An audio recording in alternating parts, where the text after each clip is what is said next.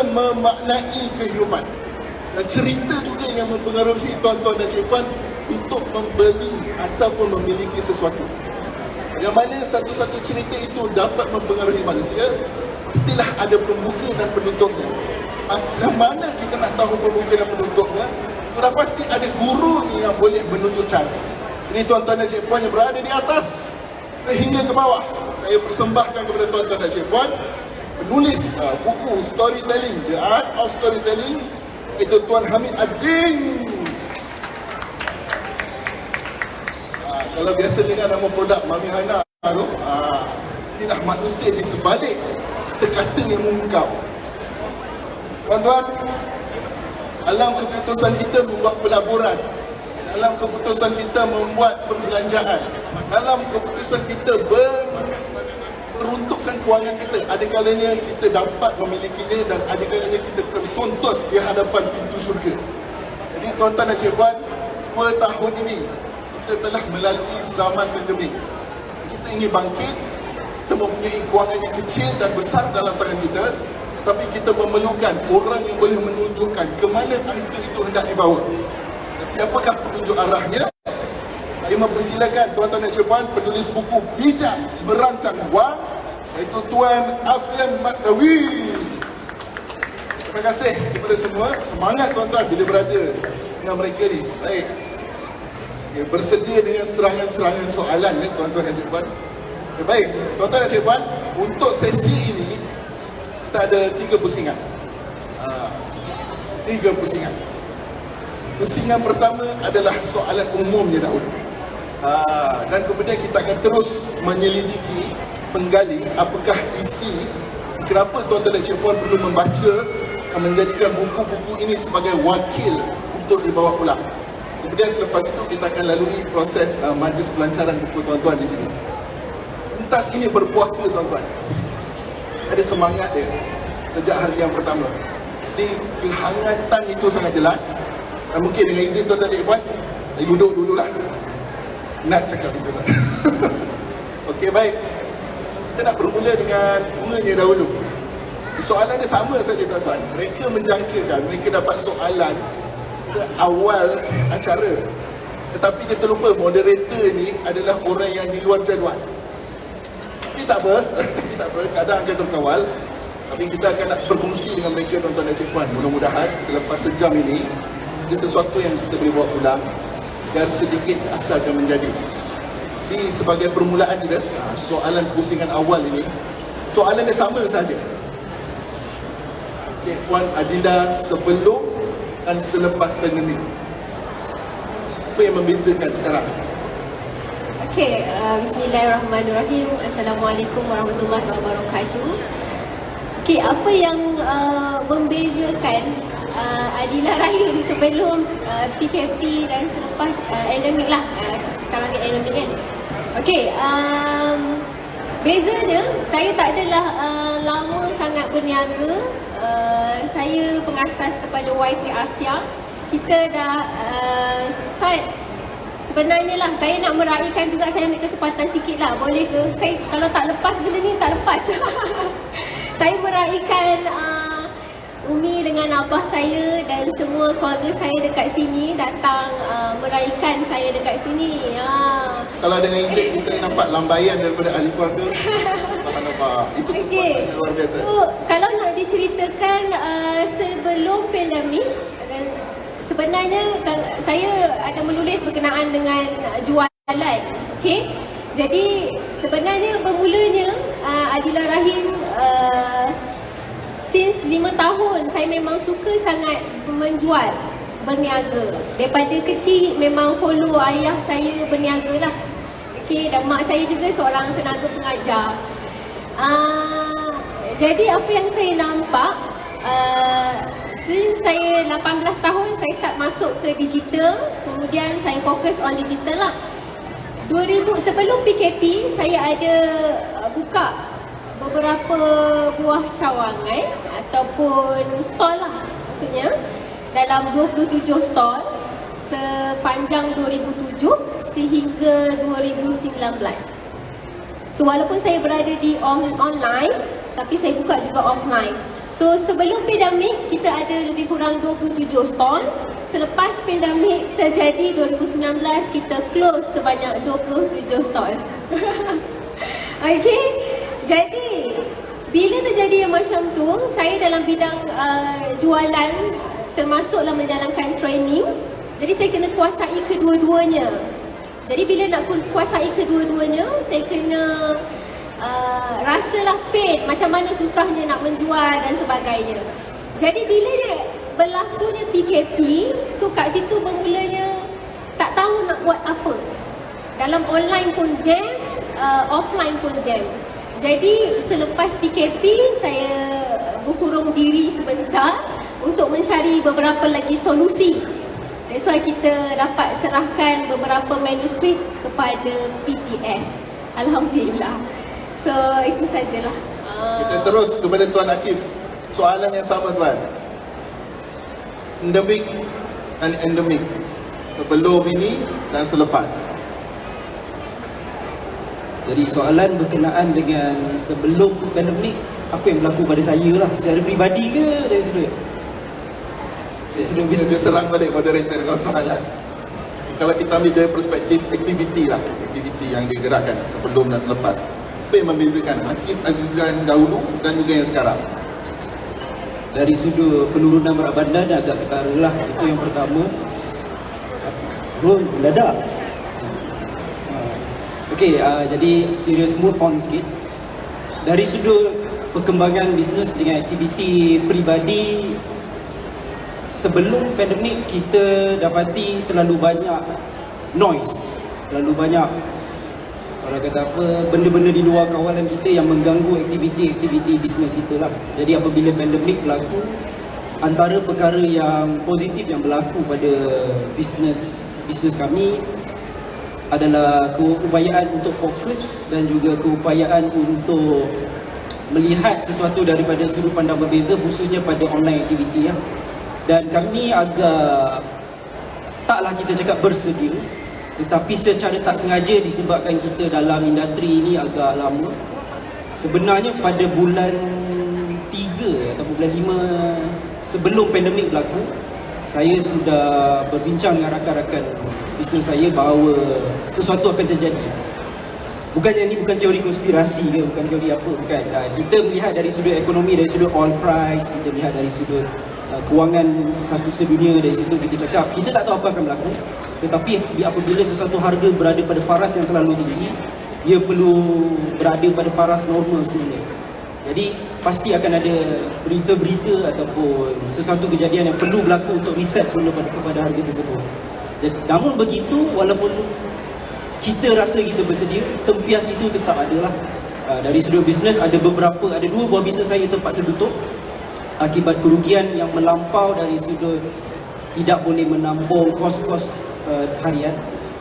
Dan ada beberapa bisnes kami juga yang ketika itu sangat memberi impak yang sangat positif akibat daripada pertukaran tabiat manusia. Daripada sebelum ini ragu-ragu membeli secara online, sekarang jadi tidak ragu-ragu dan sangat hakul yakin lah membeli secara online. Jadi dari sudut selepas fasa ketiga fasa endemik kali ini, kami melihat bahawa keadaan kembali ke arah stabil. Dari sudut pembelian, kami melihat sepanjang 6 bulan ini data kami menyatakan bahawa perpindahan pembelian dari sudut dulu sebelum ini, kalau kita lihat 2 tahun sebelum ini, data kami 97% pembelian dilakukan secara online. Sekarang ini dia turun kepada 73% rasa. Dan dia dah nak ke arah kestabilan balik. Dia dah ke arah normal. Dalam masa yang sama sangat menarik, di mana kalau kita rasa ekonomi kita dalam keadaan kurang rancak, tapi sebenarnya jika kita lihat statistik, sebab saya pun ramai rakan-rakan bisnes, kita lihat statistik sales mereka, rupa-rupanya tahun ini adalah sales mereka yang sangat rancak tetapi tidak berdosa. Okay? Jadi itu sajalah daripada saya. Rancak tidak berdosa ya. Itu yang penting tuan-tuan. Dalam tempoh endemik ni kebangkitan, dan apa yang kita perjuangkan hari ini adalah perjuangan yang jelas mengembalikan maruah kita dalam dunia bisnes, dalam kehidupan kita sendiri. Baik, tuan, Yang seterusnya, kita persilakan Tuan Hamid Adil. Kita boleh gunakan mikrofon di hadapan tu. Assalamualaikum semua. Yang saya datang sini ni, saya dah hafal dah jawapan. Tiba-tiba, aduh, soalan lain pula kan.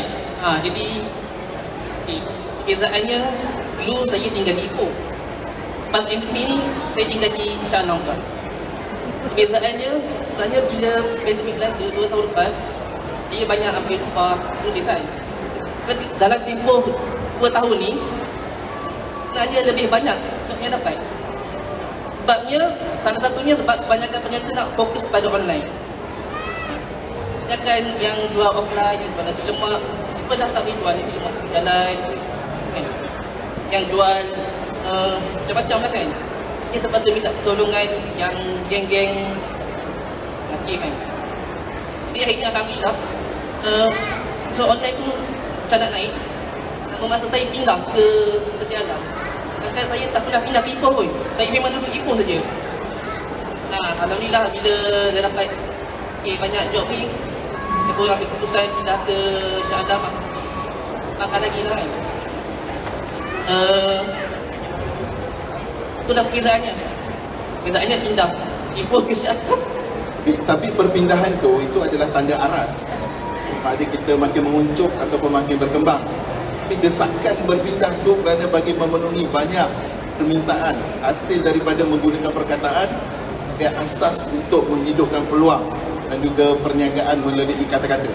Ni cantik tuan-tuan dan puan, jarang kita jumpa copywriter berada di atas pentas kerana mereka berada di sebalik tabir. Hari ini tuan-tuan dan puan dapat melihat 2 orang copywriter di sini, Tuan Akif Azizan dan juga Tuan Hamid Adil, yang mempunyai cabang yang berbeza, dan kita akan gali lagi selepas ini apa yang membezakannya itu dan ke mana selepas ini. Dan tuan-tuan dan puan, kalau ada sebarang tanda tanya ataupun persoalan mengenai betul ke boleh hidup dengan perkataan, hari ini tuan-tuan dan puan akan melihat bagaimana manusia itu dengan nikmat dan pengetahuan menguasai penulisan boleh membentuk satu lagi peluang dalam ruang kehidupan mereka, walaupun dia asak dengan ujian-ujian di luar jangkaan. Rakan saya ni, Tuan Afian, beliau ni disayangi dan juga dibenci. Dia ada haters, dia ada lovers, dan dua-dua angkanya sekata tuan ya. Alah, haters tak pernah berhenti membenci Tuan Afian Marawi. Jika sebelum dan selepas pandemik ni situasinya sama, berubah, ataupun haters sudah beralih-arah? Silakan tuan. Terima kasih dan Zamri dan rakan-rakan panel lain. Karya Syed Qutb, tafsir fi Zilalil Quran, dihasilkan ketika beliau berada dalam penjara. Itu juga dengan tafsir Al-Azhar yang dikarang oleh Hamka pun terlahir ketika penjara, ketika beliau di penjara. Dan buku Bijak Merancang Wang ni tuan-tuan, lahir ketika penjara PKP.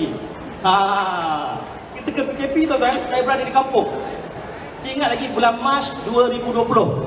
Saya baru 2 hari menjejakkan kaki di kampung, besuk Terengganu. Hari ketika diumumkan PKP yang dimulakan 2 minggu. Ingat lagi tak? Dimulakan dengan 2 minggu. Yang akhir sekali daripada 2 minggu jadi 2 bulan, 2 bulan jadi 2 tahun tuan-tuan. Ketika itulah karya Bijak Merancang Wang ini berhasil. Bukan sekadar satu buku, saya juga menghasilkan lebih kurang ada 17 video untuk mengadaptasi daripada kandungan buku ini untuk memudahkan membaca, memudahkan penonton untuk faham, yang diterbitkan dalam bentuk e-learning. Dan ada lagi satu lagi karya online yang saya hasilkan ketika PKP 2020-2021, itu buku manual wang, yang tu dijual hanya dalam bentuk online saja, dalam bentuk soft copy saja, video dan juga e-manual book. Dan ini buku yang diterbitkan oleh BTS. Sebenarnya tuan-tuan dan puan-puan semua, kali pertama saya hantar pada BTS untuk terbitkan buku ni tahun 2009 tak salah saya, 2009-2010, lama tu, berapa tahun tu, lebih kurang 12 tahun kan. Ketika mula-mula deal balik buku ni dengan Pak Ikram kan, terbit di BTS, saya review balik email saya tahun 2010, masih lagi ada. Masih lagi ada. Alhamdulillah. Lama lebih kurang 12 tahun. Barulah. Jika PKP baru kita siap tuan-tuan. Agaknya kalau tak ada PKP, tuan-tuan tak akan jumpa buku ni dalam pasaran. Jadi berterima kasih juga kepada PKP kerana memungkinkan karya ini alhamdulillah diterbitkan juga. Dan satu lagi tuan-tuan, tadi Tuan Zamir sebut tentang saya ada banyak haters, banyak lovers. Dan tahun PKP jugalah Facebook person saya kena blok. Bulan 7 2021 tahun lepas. Bulan ni kena bulan 11 lah, bulan 6. Bulan depan bulan 12. Bulan ni kena 12 bulan Facebook saya di blok apabila saya banyak sangat bongkarkan perkara yang seperti scam-scam, seperti skim cepat kaya, seperti banyak sangat scam-scam ketika pandemik wujud kan. Dan ketika itu saya hampir nak cakap macam mana, terputus. Bayangkan tuan-tuan hilang Facebook, apa jadi? Macam tu lah, macam hilang handphone, tiba-tiba handphone tak ada. Macam tu lah saya. Tahun 2021 bulan 7. Ketika itu bila Facebook saya kena blok, lepas saya dah buat rayuan kepada Facebook, dah macam-macam cara saya buat. Tak email, hantar mesej, lepas tu suruh follower tolong report. Rupa-rupa tak dilayan oleh Pak Zuhamba. Sampai sekarang, bulan 6 2022, dan alhamdulillah ketika itu Allah bagi ilham pada saya mulai aktif di media lain. First saya aktifkan page yang dah lama sendu, page Facebook saya. Ni yang kena blok ialah akaun personal. Kemudian saya aktif di TikTok. Alhamdulillah. Daripada tak tahu, daripada saya agak skeptikal dia sebut TikTok ni. Dalam TikTok ni dikaitkan dengan joget-joget, nari-nari kan. Saya nak masuk, masa nak masuk tu saya dah fikir dah. Nak masuk tak nak masuk? Nak masuk. Kalau aku masuk ni aku joget apa kan? Aku nak nari apa lah tu? Dan alhamdulillah termasuk juga. Tuan-tuan boleh follow saya di TikTok, dan kemudian saya juga mula aktif di Twitter, Instagram dan juga YouTube. Itu antara hikmah yang berlaku apabila satu pintu tutup, alhamdulillah Allah buka beberapa pintu lain. So berterima kasihlah kepada Allah SWT yang memungkinkan berlakunya pandemik dan akhirnya berhasillah bijak macam awal ni. Terima kasih. Wallahualam. Ini mengingatkan saya kepada tafsir Hamkah, tafsir Al-Azhar. Beliau mengungkap dan juga mentafsir surah Al-Insyirah. Memahami maksud di sebalik kesukaran ada kemudahan.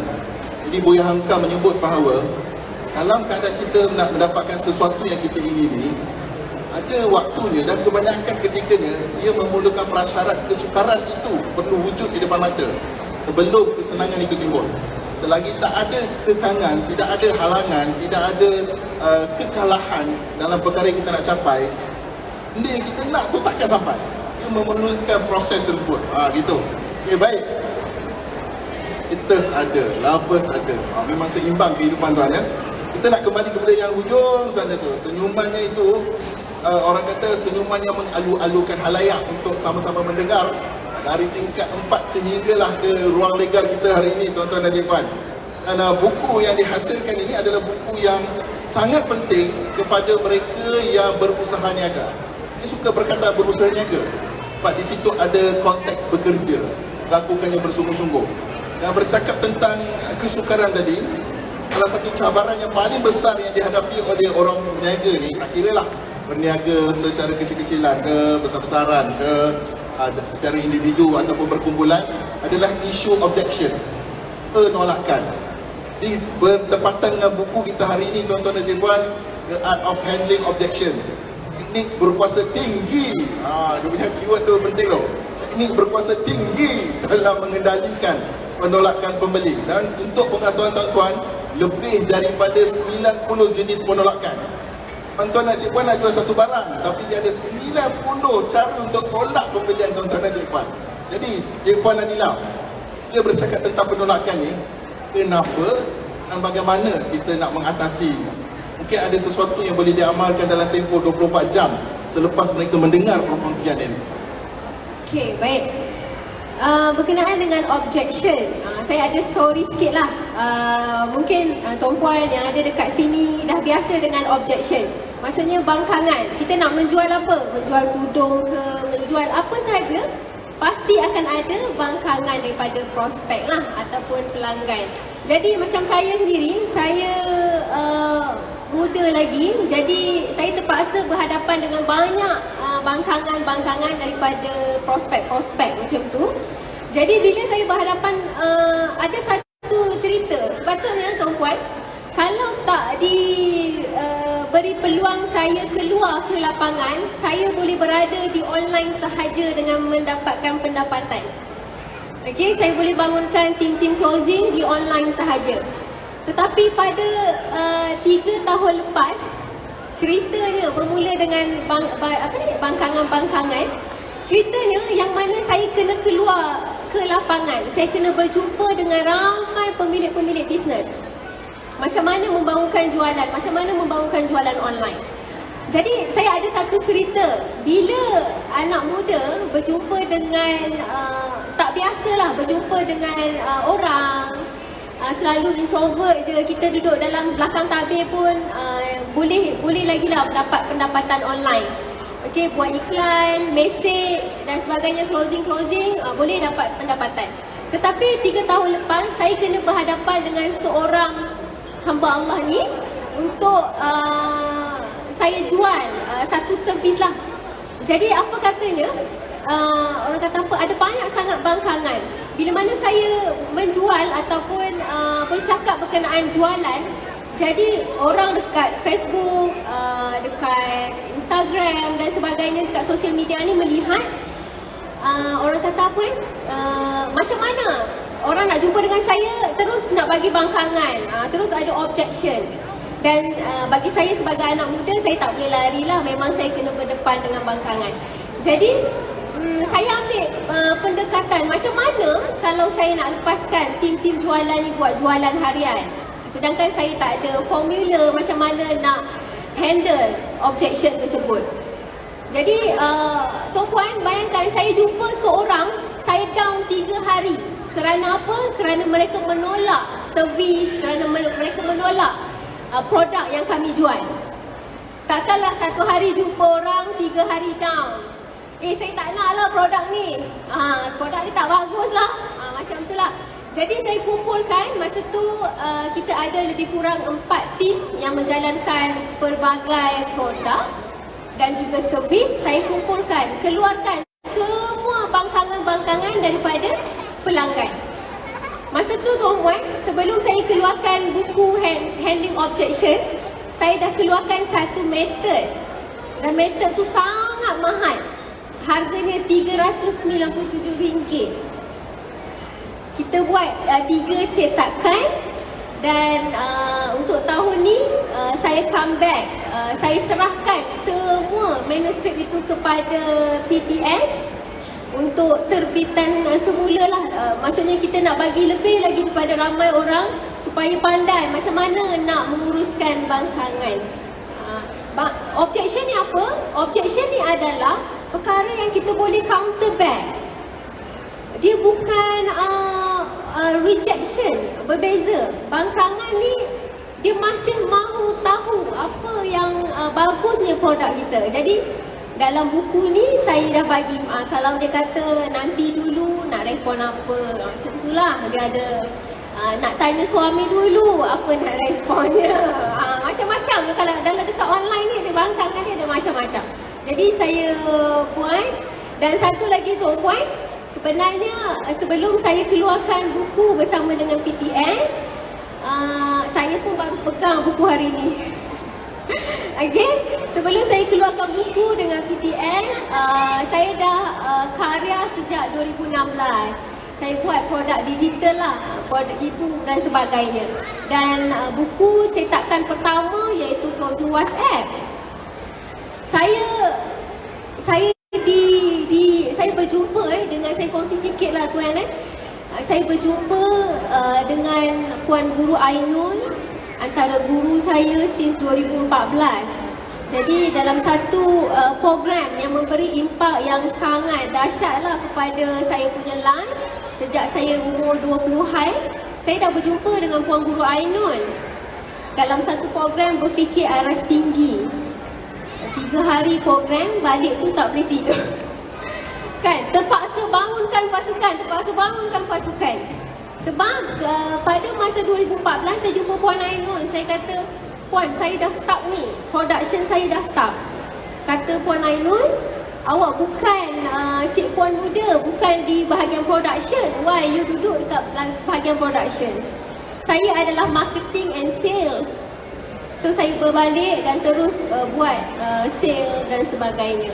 Dari situlah saya kumpulkan daripada pengalaman kami menjual di online, dan juga saya dah pun berjumpa dengan lebih 30,000 reseller dekat Malaysia ni. Jadi kita kumpulkan dan alhamdulillah saya serahkan semua kepada PTS Media Group untuk sebarkan lagi manfaat yang ada supaya ramai kat luar-luar sana boleh menjual, insya-Allah.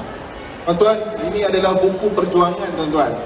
Kalau dahulu dijual pada harga RM350, lebih RM300, dan hari ini Cik Puan Adilah membuat keputusan yang besar, menurunkan semua kandungan tersebut, bukukan, merakyat kepada pembaca supaya lebih ramai lagi orang dapat orang kata apa, laba daripada apa yang diusahakan. Jadi sayang tuan-tuan dan Cik Puan, bila ada seseorang membuat keputusan yang besar, menolak kepentingan yang lebih menguntungkan demi merakyatkan ilmu kepada kita semua.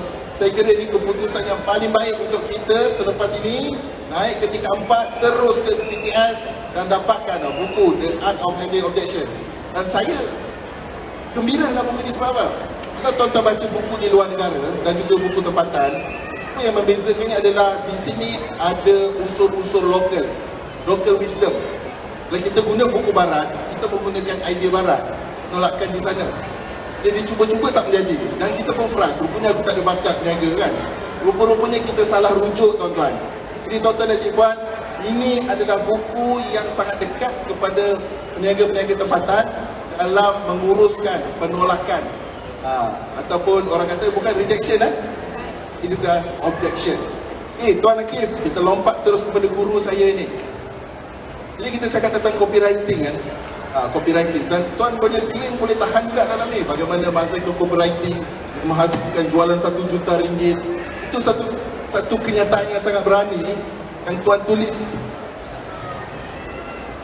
dalam buku ini, The Art of Copywriting. Mana kekuatan The Art of Copywriting ni yang menyebabkan potensi jualan tu daripada kosong boleh pergi kepada satu nombor yang kita sasarkan. Sekali ingin menyangkal kenyataan tersebut di mana saya tidak meletakkan sebarang angka je. Ada gurauan saja Tuan Guru. Dia menjawab soalan tersebut, saya ingin berkongsi kenapa saya tulis buku inilah. Jadi ceritanya dalam pelbagai jenis cerita dan pengalaman saya sejak tahun 2012 sehingga 2019, industri yang penuh cabaran untuk 5 negara berbeza. Ada pengumuman. Perlu saya berhenti ke? Okay. Jadi daripada situ, antara eksperimen yang paling kelakar lah yang menyebabkan saya teruja nak tulis buku The Art of Copywriting adalah eksperimen di mana saya dan partner saya, iaitu Tuan Amiruddin Ahmad. Kami ingat lagi masa tu kita berada di Loyat. Dia just cakap dengan dia, aku nak window shopping lah. Dia pun datang. Dia kata, aku ada satu idea gila. Kak, idea gila, kita adalah orangnya. Okay? Jadi kita pun berjumpa dekat Loyat Plaza, masa tu dekat kawasan KK Mart. KK Mart duduk mengopi kejap situ. Dia kata, aku ada idea. Apa kata kita jual produk yang dah ada dengan produk tersebut harga dia orang jual RM8 ke RM19. Tapi apa kata kita jual pada harga RM89? Dan eksperimen itu sangat menarik di mana produk itu dinamakan sebagai tudung merdeka. Tudung merdeka ni kalau tuan-tuan semak balik dekat Shopee dan sebagainya, harganya lebih kurang RM8 ke RM25 lah maksimum. Ada sekarang ni lebih murah lah. Jadi kami cuba untuk jual secara online pada harga RM89. Dan alhamdulillah berjaya masa yang jualan yang sangat besar dalam masa kurang beberapa bulan. Selepas itu kami buat keputusan, isu utama kami adalah kami cepat bosan. Kami bukan peniaga, kami adalah orang yang suka bereksperimen. Jadi bila dah habis jualan tu, saya cakap, bosan lah, kita kena berhenti ni kan, tidak jadi penyakit. Okay? Jadi daripada situ, antara perkara yang kami dapat belajar, soalan utama sebelum kita menjual apa saja produk, tak kisah nak jual meja ke, nak jual nak jual orang ke. Soalan utama adalah kita nak jual kat siapa? Dalam kes tudung Merdeka, macam mana orang lain jual tudung Merdeka ni tidak ada keunikan daripada produk kami ni. Kami memang ambil pada supplier yang sama. Kami ambil pada supplier yang sama, tidak ada sebarang perubahan dari sudut produk. Kat Shopee orang jual RM12, kami jual RM89, produk 100% sama. Yang berbeza adalah packaging sahaja. Ini adalah cetusan idea partner saya lah. Dalam kes tudung Merdeka, apabila semua orang jual tudung, mereka akan jawab tudung ini mereka nak jual kepada semua wanita. Dalam kes tudung Merdeka, fokus kami sangat spesifik. Pertama, apabila kami menghasilkan pelbagai jenis eksperimen dan alhamdulillah rugi, dan selepas itu baru menghasilkan pulangan. Antara individu ataupun kategori manusia yang berjaya kami jual adalah kategori yang berada pada paras hadiah daripada suami kepada isteri. Tajuk iklan itu pun tidak rumit untuk iklan yang lalu di Facebook Ads dan sebagainya lah. Tajuknya adalah terima kasih isteriku. Tapi yang paling menarik adalah respon pada iklan itu, di mana kami pun tidak tersangka jumlah wanita yang tag suami dia sangat-sangat melampau, yang menyebabkan apa yang kami perasan apabila ego suami disentuh secara publik, mereka akan terus, kebanyakan suami reply beli sekarang, jangan tunggu-tunggu. Dekat situ kita dapati dan ada banyak kes-kes yang unik berlaku apabila kita faham kita nak jual kepada siapa. Di antaranya segmen pelanggan kami yang besar dekat sini untuk kes tudung Merdeka, yang pertama adalah hadiah daripada suami kepada isteri, hadiah daripada ejen takaful kepada klien mereka. Mana apabila kita kenal siapa kita nak jual, ejen ni dia takkan beli satu. Secara purata apabila kami buat kempen marketing untuk golongan ejen beli hadiah untuk klien mereka, secara purata seorang ejen transaksi mereka lebih kurang 10 ke 20 tudung sekali order. Dan kami tidak berlawan dengan mana-mana pesaing. Jadi pengajaran di sini, dan itulah sebab antara sebab saya tulis buku di arah copywriting adalah untuk menekankan betapa pentingnya untuk kenal kepada siapa kita nak jual sebelum memikirkan tajuknya, sebelum memikirkan kontennya, sebelum memikirkan visualnya, sebelum memikirkan kempennya tersendiri. Ini juga berlaku dalam beberapa rakan-rakan saya lah, yang sekarang ni seronok melihat jualan mereka apabila mereka dapat intipati ini dan digunakan dengan sebaik mungkin. Jadi saya rasa kesimpulannya, tahulah nak jual kepada siapa. Tuan-tuan, kita nampak sesuatu di sini, iaitu dengan mengubah perkataan, dia akan mengubah keputusan. Dan jangan jual kepada semua orang, jual pada seseorang. Kalau nak bercerita, dia satu kan? Jadi yang satu itu siapa dan bagaimana tingkah lakunya, barulah kita bergerak ke arah itu. Jadi tuan-tuan dan cikgu, the art of copywriting ini bukanlah satu teori, tetapi satu perkara, template-template yang boleh tuan-tuan dan cikgu gunakan terus, kerana telah diuji berkali-kali dengan sedikit penguasaan dengan bisnes yang tuan-tuan dan cikgu usahakan. InsyaAllah kita akan belajar daripada hasil tersebut. Orang kata gagal tu wajib, untung tu pilihan. Kita akan terus memilih untuk mencuba mengubah dan menggunakan buku ini sebagai pemudah cara tuan-tuan. Jadi pergi ke tingkat 4 nanti, dapatkan buku The Art of Copywriting tulisan Tuan Akif Azizan. Kita lompat kepada tuan kita, sang pencerita tuan-tuan. Kalau kita lihat kan tentang isu storytelling is a story selling. Di mana kekuatan cerita yang boleh menyebabkan orang mudah terpengaruh, orang mudah bersedia memberi masa untuk mendengar dan membuat keputusan untuk membeli. Kenapa storytelling tuan-tuan sesuai untuk menjual, memujuk dan mengajak orang untuk membeli? Assalamualaikum. Online tu jawapan ni sebenarnya Tuan Akif dah bagi dah. Yelah, sebelum kita nak menjual, kita kena kenal pelanggan. Jangan jual pada semua, jual pada satu. Okay. Jadi nak storytelling ni kita nak kecilkan lagi. Bukan kecil apa-apa, sebab benda tu dah kecil. Jadi bila kita dah kenal pelanggan, benda yang kita kena sentuh je lah mesti si pelanggan. Okey, dalam emosi ni pula dia ada dua. Emosi negatif, emosi positif. Negatif dengan positif. Dalam negatif dan positif ni ada 3 pecahan pula. Selalu, masa kini dan masa depan. Jadi kalau kita nak bagi tahu cerita panjang lah kan, kena belilah buku ni. Okey, nak pendekkan, contohnya kita kena menyentuh emosi je. Kita kena sentuh emosi. Emosi yang paling kuat adalah negatif dan positif. Yang paling kuat adalah negatif. Ataupun dalam bahasa yang mudahnya, saya sentuh emosi gelap. Emosi gelap ni dia sangat kuat, dapat menyentuh hati lah. Yang pertama emosi. Dan yang kedua ialah kita kena kaitkan emosi ni dengan insan lain.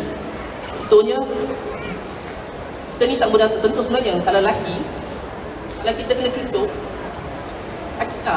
Tapi kalau kita nampak anak kita kena cucuk, dia lagi sakit kan. Jadi emosi ni bukan pada kita je, kepada orang lain juga.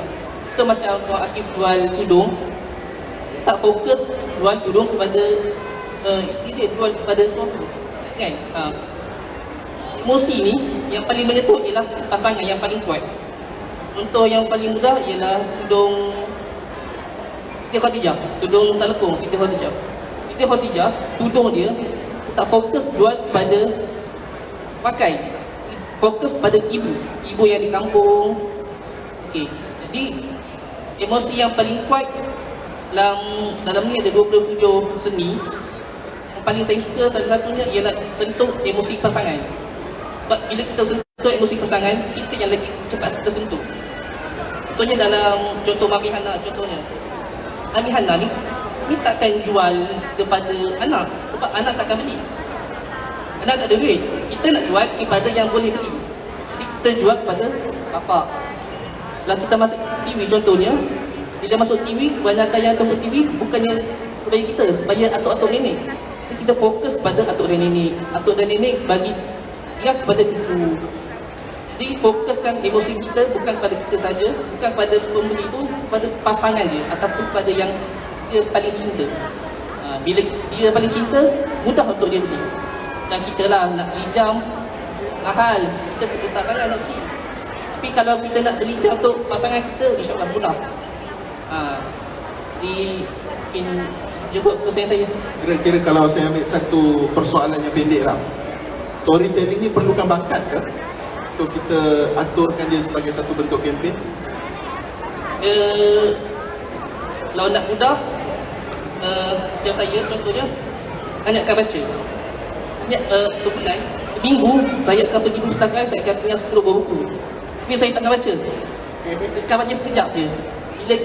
Bila part yang kita minat tu, kita baca, mana benda tu dia boleh perhatian kita lah kan. Jadi bakat, kalau nak kita bakat, kalau malas baca, tengok iklan. Tengok iklan. Sebab dekat billboard, banyak company yang bukan laburkan banyak duit letak billboard kan. Letak billboard tu mahal. Boleh letak billboard, dia mendapat kajian. Jadi nak pendek, kalau nak malas nak baca, boleh tengok TV, lalu billboard pun, dekat situ pun kita boleh dapat idea lah. Jadi tuan-tuan dan cikgu puan, nampak begitu telitinya tugas seorang copywriter untuk membangunkan kempen-kempen yang membentuk storytelling. Dia ada kerajinan untuk melihat iklan-iklan yang telah dibiayai dengan puluhan ribu ringgit untuk menyewa satu ruang yang kecil tu. Tapi tuan-tuan, kita ni tak ada masa nak tengok billboard dan sebagainya. Apa cara yang paling mudah tuan-tuan untuk mendapatkan ilmu yang sebagaimana yang disebut oleh tuan tadi adalah dia dah perhaluskan semua, dah susun dalam 20 seni untuk menulis dalam bentuk penceritaan bagaimana untuk menjual dalam bukunya The Art of Storytelling. Inilah kemudahan tuan-tuan dan cikgu-puan. Tak perlu bersusah payah melalui 3 hingga 5 tahun pengalaman berhenti di jalan, melihat semua billboard melihat setiap iklan yang keluar dalam selingan drama Melayu setiap malam. Cukup kita bermula dengan buku ini, dan saya yakin dan percaya tuan-tuan dan cikgu-puan, selepas ini bila tengok iklan, dah tahu dah apa dia punya trik dan juga tipsnya di situ. Baik tuan-tuan, Afian ini berbeza sikit dengan yang 3 orang lain ni. Yang ni semua kaki-kaki menjual, yang ini kaki menyimpan. Dia bila sebut tentang menyimpan wang ni tuan, dia mungkin nak bawa satu perkara yang serius lah. Sekarang ni kebanyakan ni yang dulu ada wang besar, sudah sekarang ni wangnya kecil. Yang kecil tu pula banyak tuntutannya. Jadi kita memerlukan kemahiran dari segi psikologi kewangan. Itu bercakap tentang minda besar, minda kecil dalam mengurus wang.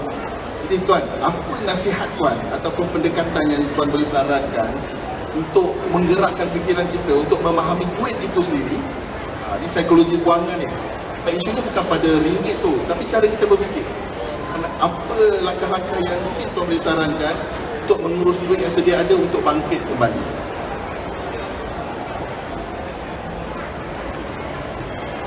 Baik, terima kasih Tuan Zamri, rakan panel. Saya nak bawa satu kisah yang dah ditulis lama oleh Allah Subhanahu Wa Taala dalam Al-Quran, dalam surah Yusuf. Dalam surah Yusuf ada bercerita tentang 7 Raja Mesir bermimpi 7 ekor lembu gemuk dimakan oleh 7 ekor lembu kurus. Dan daripada mimpi tersebut, Raja Mesir berfikir apakah maksud di sebalik mimpi tadi.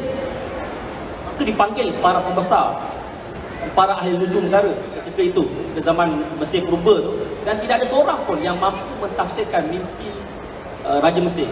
Sehinggalah sampai ke pengetahuan mimpi tersebut pada seorang banduan yang berada dalam penjara Mesir, dan banduan tersebut tak lain tak bukan ialah Nabi Yusuf AS. Nabi Yusuf AS mentafsirkan mimpi tersebut ialah negara Mesir akan mengalami 7 tahun musim subur ikuti 7 tahun musim kemarau. Kemudian Raja Mesir pun panggil Nabi Yusuf untuk tampil ke hadapan untuk menghadap baginda, dan kemudian daripada perbincangan dengan Raja Mesir, Raja Mesir pun menerima nasihat yang diberikan oleh Nabi Yusuf, iaitu untuk mengarahkan rakyat Mesir untuk menyimpan gandum-gandum yang dituai ketika musim subur supaya dapat digunakan ketika musim kemarau kelak. Dan kemudian kita tersebut bersambung dengan apabila Nabi Yusuf dilantik sebagai Menteri Kewangan, sebagai yang menjaga pembendaraan negara Mesir. Dan lepas itu memang berlaku apa yang ditafsirkan oleh Nabi Yusuf, iaitu 7 tahun musim subur dan kemudian diikuti dengan 7 tahun musim kemarau. Dan alhamdulillah, apabila Allah bagi ilham kepada Raja Mesir, dan ilham tersebut mampu disampaikan oleh Nabi Yusuf, Mesir satu-satunya negara yang berada di tanah Arab, yang berada di semenanjung Arab, satu-satunya negara yang terselamat daripada kemarau panjang yang melanda ketika itu di Jordan, di Palestin, di Turki dan di negara-negara lain di tanah Arab. Mesir satu-satunya negara yang terselamat. Kalau dulu rakyat Mesir bertuah kerana Raja Mesir bermimpi, Allah bagi ilham kepada Raja Mesir, dan ditafsirkan oleh Nabi Yusuf AS. Agak-agaknya zaman sekarang ni, tahun 2022, nak tunggu mimpi siapa? Kan? Takkan nak tunggu mimpi Perdana Menteri? Kan? Nak tunggu mimpi Menteri Kewangan ke? Tak payah tunggu dah mimpi. Allah dah bagi panduan lama dah. 7 tahun musim subur diikuti dengan 7 tahun musim kemarau. Dan kalau tuan tengok pandemik yang berlaku baru-baru ini dan masih lagi berlaku sekarang, kesannya bukannya kali pertama berlaku. Sebelum ini kita pernah mengalami krisis subprima. Dulu tahun 98 kita pernah mengalami krisis mata wang Asia, Soros, pada zaman Tun Mahathir dulu. Sekarang berlaku lagi. Bermakna apa yang pernah terjadi yang dituliskan oleh Allah Subhanahu Wa Taala dalam Al-Quran, hari ini kita tengok kitaran ekonomi itu akan ada masa naik, akan ada masa turun. Jadi Tuan Akil ada sebut tentang satu-satu harta yang dah terlalu tinggi, maka dalam makin lama dia akan turun, akan kembali normal. Itulah yang berlaku sekarang. Sekarang ni tuan-tuan dan puan-puan semua, pandemik baru saja berakhir. Tak berakhir lagi sebenarnya, tapi baru saja dah kembali normal. 2 tahun kita terperangkap. 2 tahun rakyat Malaysia ni dah terperangkap dalam penjara PKP. Dan sekarang dah mula bebas. Kita tengok banyak produk-produk, barang-barang mula menambah harganya. Kan? Daripada barang-barang asas seperti minyak, ayam dan lain-lain, dan akhir sekali memberi kesan pada rakyat seluruhannya. Baik. Kalau dulu ketika pandemik, ketika PKP kita boleh berjimat. Kalau dulu ketika pandemik, ketika PKP kita boleh berjimat cermat. Kalau dulu kita boleh bekerja sambil daripada rumah. Kalau dulu kita boleh bawa bekal, kita boleh masak sendiri.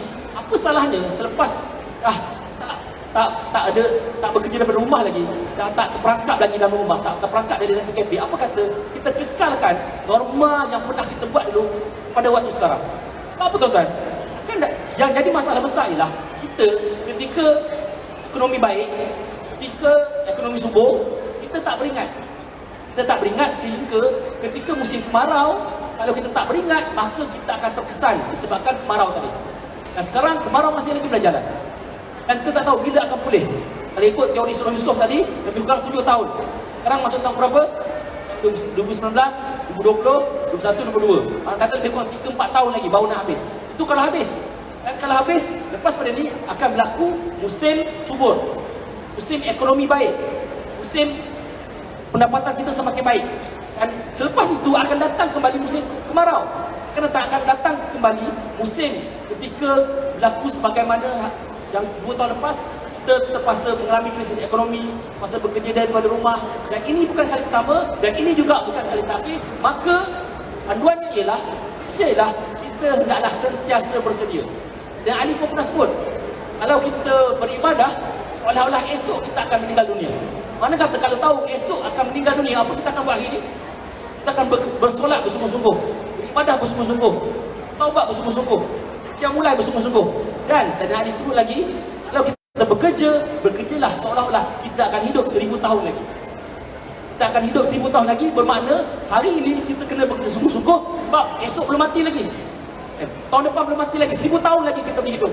Baik itu tuan-tuan, ketika tahun lepas, 2-3 bulan lepas, ketika kerajaan benarkan rakyat untuk keluarkan duit KRSP, saya banyak kali pesan. Sebab tu saya ada banyak haters. Saya bagi pesanan benda yang orang tak suka. Contoh macam baru-baru ni, ketika KRSP dibenarkan untuk digunakan untuk dikeluarkan 10,000, saya advise, tuan-tuan jangan keluarkan kalau tidak ada keperluan. Kalau keperluan, barulah keluarkan. Dan pesanan ini masih lagi relevan daripada dulu sampai sekarang dan akan datang insya-Allah. Sekian, terima kasih. Okey, baik. Kita kalau nak sembang panjang, kita pergi ke Riverside sama-sama dengan panel kita hari ini. Tuan dan Cik Puan, di dalam buku ini ada pelan tindakan, bukannya sedikit, 100 halaman. 300 halaman buku dan 100 halaman pelan tindakan, step by step, tuan-tuan. Tuan-tuan, tadi saya bermula dengan ayat bahawa tidak ada soalan yang sama seperti mana yang mereka terima sebelum ni. Kenapa, tuan-tuan? Kita orang tu ada jiwa terhadap apa yang disampaikan. Tuan-tuan dan Cik Puan sudah saksikan sendiri. Mereka menyampaikannya dengan ilmu, dengan pengetahuan dan kemahuan untuk menganjakkan, untuk memandaikan bangsa melalui buku-buku yang dihasilkan. Terima kasih kepada para panel kita. Dan sekarang tuan-tuan dan Cik Puan, adalah majlis untuk kita menandatangani, meninggalkan jejak di atas keempat-empat kulit buku terbaru terbitan BTS ini. Tuan-tuan jangan lupa lepas ini terus ramai-ramai ke TR4, ke Pavilion BTS, tuan-tuan. Kerana buku-buku ini adalah manual survival kita untuk berhadapan dengan musim sukar sebelum musim subur tiba. Persilakan tuan-tuan dan Cik Puan, Puan Adila, Tuan Akif dan juga Tuan Ali dan juga Tuan Afiah Marawi untuk meninggalkan jejak mereka, jejak yang penuh bersejarah demi memandaikan bangsa melalui buku-buku karya mereka.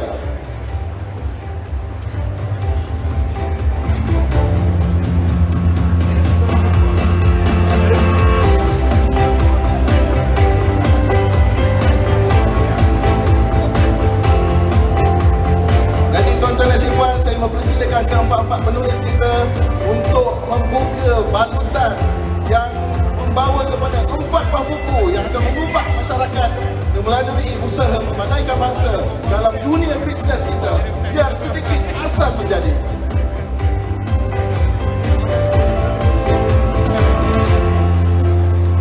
Jadi tuan-tuan jangan lupa terus ke TR4 selepas ini untuk mendapatkan keempat-empat buku ini yang diterbitkan khusus untuk tuan-tuan dan Cik Puan di BTS Publication.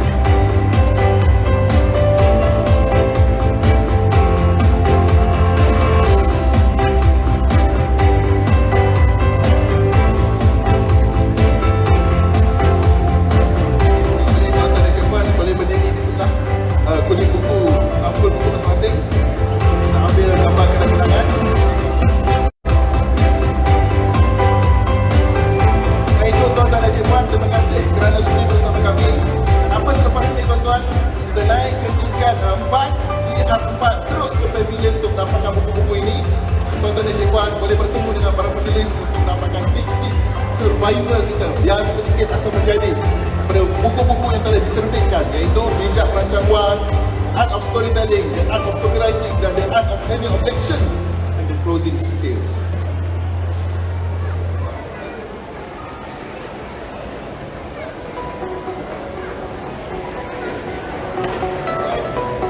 Apa dulu kan? Selesai. Prof, boleh Prof, katakan. Prof. Okay, kita bersama dengan Profesor Abdullah Hassan menjadi payung kepada PTS untuk bersama-sama merakamkan peristiwa bersejarah ini, tuan-tuan dan puan. Okay, silakan tuan-tuan bergambar bersama.